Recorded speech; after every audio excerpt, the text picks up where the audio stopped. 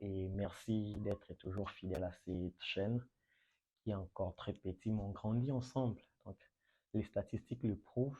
On est maintenant plus de 10 000 à avoir visionné nos vidéos. Ça fait plaisir. Donc, comme je vous ai toujours apporté des très très belles vidéos, je crois que ce sont les commentaires qui reviennent le plus souvent.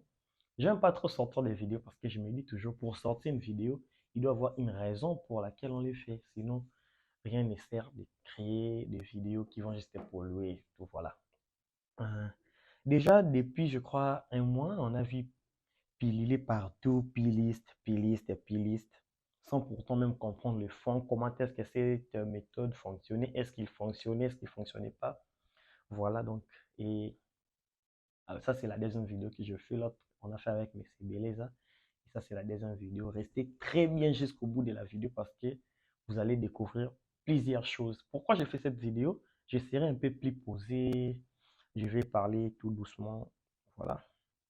Tout est parti d'un message WhatsApp que je vais vous lire. Il y a un gars qui m'a contacté sur Telegram. Voilà. C'est possible. Voilà. Il m'a contacté sur Telegram. Qu'est-ce qu'il me dit? Bonjour Mayala, je vous contacte après avoir vu votre vidéo sur la méthode Piliste. J'ai fait beaucoup de recherches pour essayer de comprendre à comment partir de ces fichiers on arrivait à désactiver les FMI, FMI qui veut dire Find My iPhone, sur les serveurs Albert. Les serveurs Albert, c'est les serveurs qui gèrent tous les clés de cryptage de vos comptes iCloud. Voilà, je vous explique des choses où vous allez pas vraiment bien comprendre. J'ai entendu parler d'une faille qui s'appelle HE-Wenjan. J'aurais vraiment beaucoup apprécié si vous auriez pu m'éclairer sur comment vous arrivez à tromper les serveurs, à moins que vous flashiez les serveurs Albert pour vous falsifiez les serveurs Albert pour qu'ils vous en renvoient les tokens qu'ils utilisent pour vérifier les téléphones à FMI, Find My iPhone, activé ou pas. Pas. Si vous pouvez me donner quelques informations, me corriger, j'en serai ravi. Merci d'avance. Voilà, j'ai beaucoup apprécié ces messages. Je crois que je n'ai pas répondu le même jour vu que j'étais occupé, vous savez maintenant. On a un peu trop des occupations. Après, avec les requis, les lendemains, j'ai pris vraiment le temps de lire. J'ai compris que c'était très, très intéressant ces messages. Je n'ai pas vraiment son nom, mais s'il passe par là, je lui salue, je lui fais un coucou pour son message. C'était ses messages. Voilà. Euh, Son nom est écrit, c'est quel nom? On a écrit les N seulement, donc on ne sait pas, mais je sais qu'il vit en France. Qu'est-ce qui se passe? Et après beaucoup de recherches, il m'a aussi aidé vraiment dans des recherches. J'ai compris encore d'autres choses où c'était nécessaire que je partage avec vous. C'est quoi? Hein?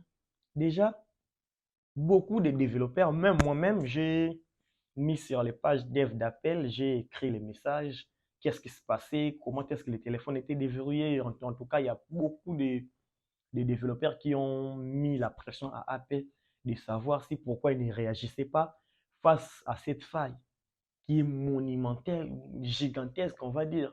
Vous voyez? Et déjà, il y a beaucoup de points pourquoi Apple ne réagit pas.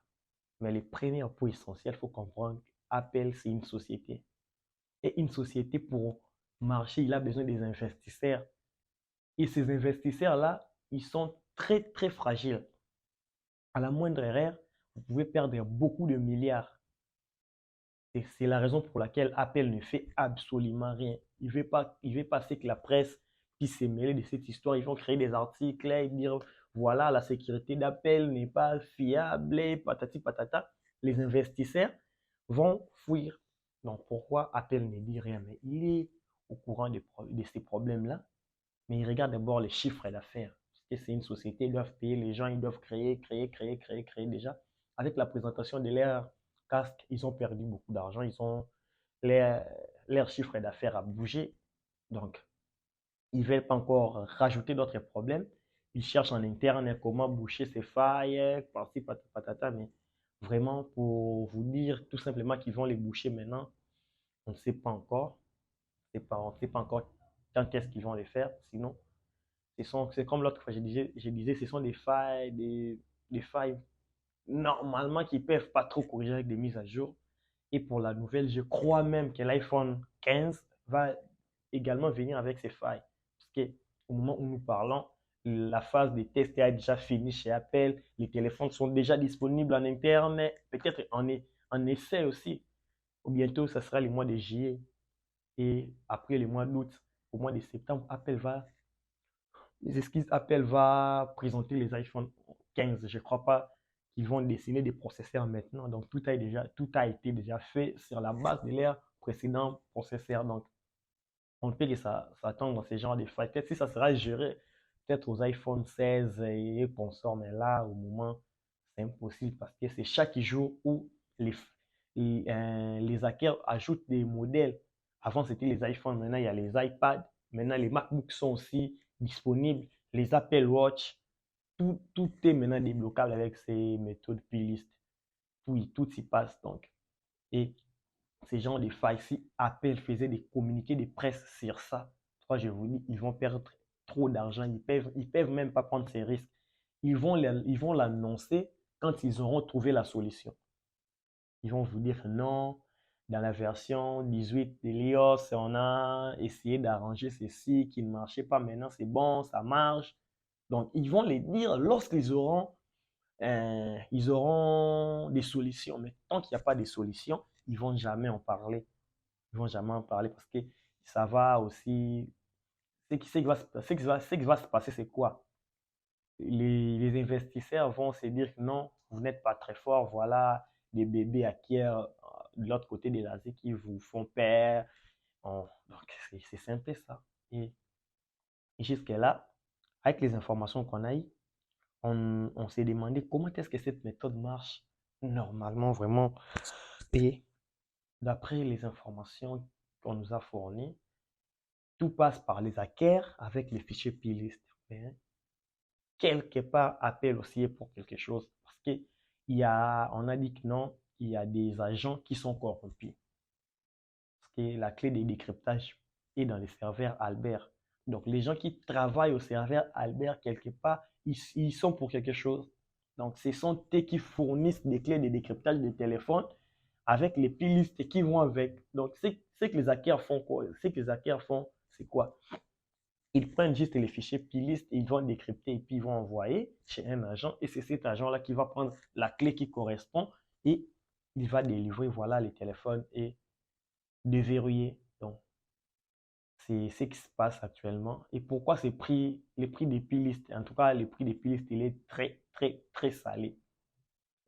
Prenons par exemple un iPhone XR qui s'est déverrouillé à 102 $ et quand tu prends avec les ISDT, on monte directement dans les 130 $. Donc, parce que tout simplement, il faut payer, il faut corrompre tous ces agents-là. Il faut les corrompre. Et selon les chiffres qu'on vient de nous annoncer, c'est à peu près 185 millions de dollars par mois. Vous comprenez? 185 millions, frère. Il faut avoir les blés, hein. C'est pas une mince affaire comme ça de claquer 185 millions. Donc, c'est pour ça les serveurs, et ben, ces services-là est trop, trop, trop cher payé. Et c'est vraiment ainsi, on peut rien faire, on doit que s'y porter. Donc, et pour d'autres informations aussi, il y a, je crois, depuis le vendredi, que les playlists n'est pas disponible. Peut-être qu'ils ont leurs soucis financiers avec les gars de l'autre côté serveur et de l'autre côté Apple. Donc, je crois qu'ils sont tentés de régler deux, trois points, peut-être histoire de réduire un peu les prix parce que les affaires ne marchent pas très, très, très bien maintenant. C'est plus comme avant. Les gens étaient trop chauds pour débloquer des téléphones. Là, maintenant, les gens ne sont plus chauds parce que le prix est trop, trop salé. On ne sait pas si Apple a essayé d'enlever quelques épines dans leur boîte. Peut-être qu'ils ont écarté d'autres personnes. Les gens qui étaient en train de faire ces manipulations et tout, peut-être qu'ils ne sont plus là, on ne sait pas. Bon, donc, on est en train de regarder tout ce qu'on peut vous dire maintenant. Soyez patient. Et comme conseil, moi, je vous dirais, ne laissez jamais beaucoup d'argent sur vos comptes. Vos comptes Skik, tous ces serveurs-là, ne gardez pas votre argent. Prenez l'argent auquel vous allez utiliser directement. Vous savez, peut-être que tu vas mettre 1000 USDT pour déverrouiller le téléphone directement, mais il ne faut pas se dire que non, je mets mon argent ici lorsqu'un client arrive et puis c'est par là que je vais faire les services. En tout cas, moi, je ne vous conseille pas. Vous voyez maintenant là, ça va faire combien? 3 4 jours, les serveurs ne passent pas. Et si tu avais peut-être 1000 $ dedans, tu n'auras que tes yeux pour pleurer parce qu'ils ne vont pas rembourser. Ils vont te donner des crédits pour faire autre chose, mais ils vont plus rembourser. Donc, c'est comme le système pyramidal de Ponzi et tout. On met l'argent où on est capable de perdre.